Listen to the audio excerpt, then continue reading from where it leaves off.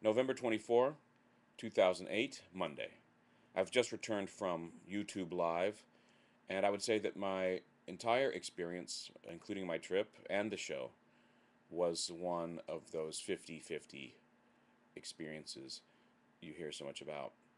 Uh, I lost my keys while in San Francisco, but then I got them back.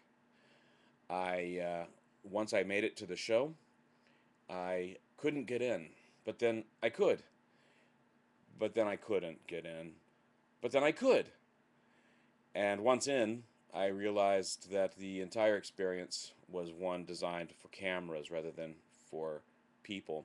If you've looked at the any of the clips from YouTube Live, with which YouTube has graciously populated the uh, the recommended videos for the time being, you'll see what I mean. It's obviously an event designed for cameras, not for people, and the camera work is beautiful.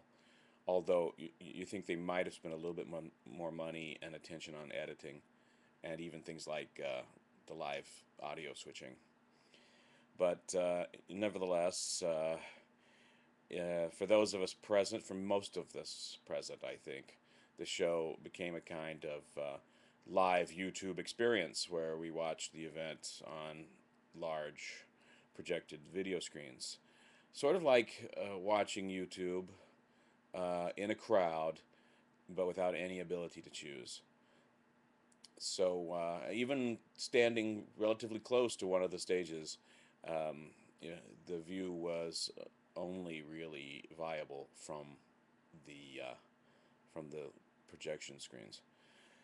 So it was seemed like a long way to go to see some YouTube videos, and at the same time there was a kind of excitement in the room. You don't see a man in shining armor blasted with hundreds or thousands of paintballs simultaneously in some kind of cannon-like barrage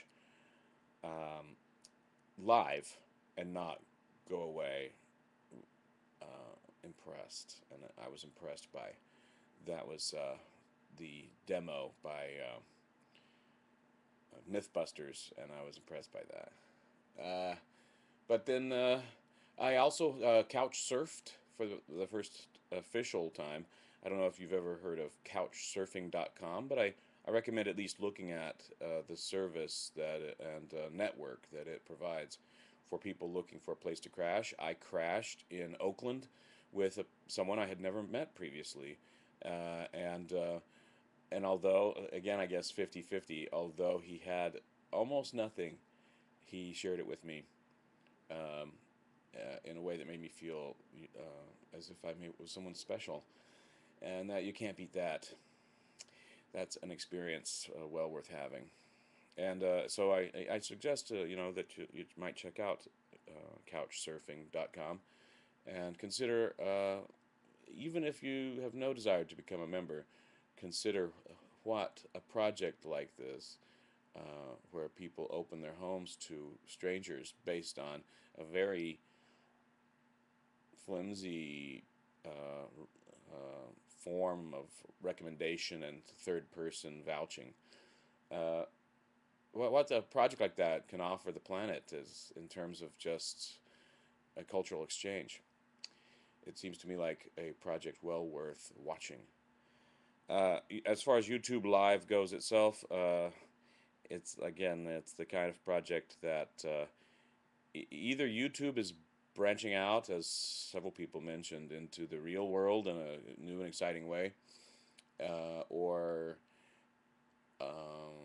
or it's something that should never ever happen again, and maybe somewhere, um, maybe in the somewhere between the 50 and the 50 in my 50-50 proposition lies some new direction for YouTube. That's it.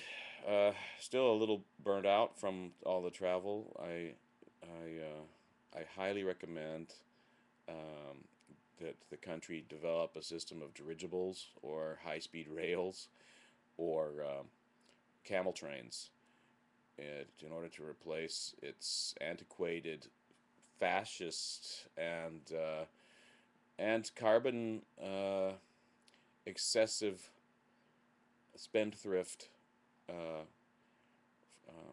airways flight culture, because flying is crock, and it leaves you feeling wasted and trashed, when really travel should be something more of an experience.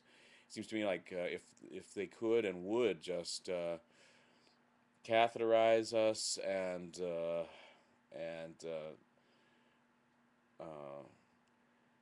sedate us, air travel might be tolerable.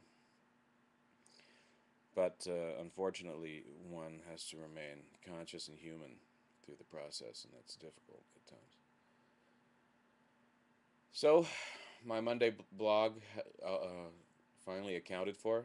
I think I'll think and do something else for a while until we meet again tomorrow in this, my project of the last 100 days of 2008. Adios.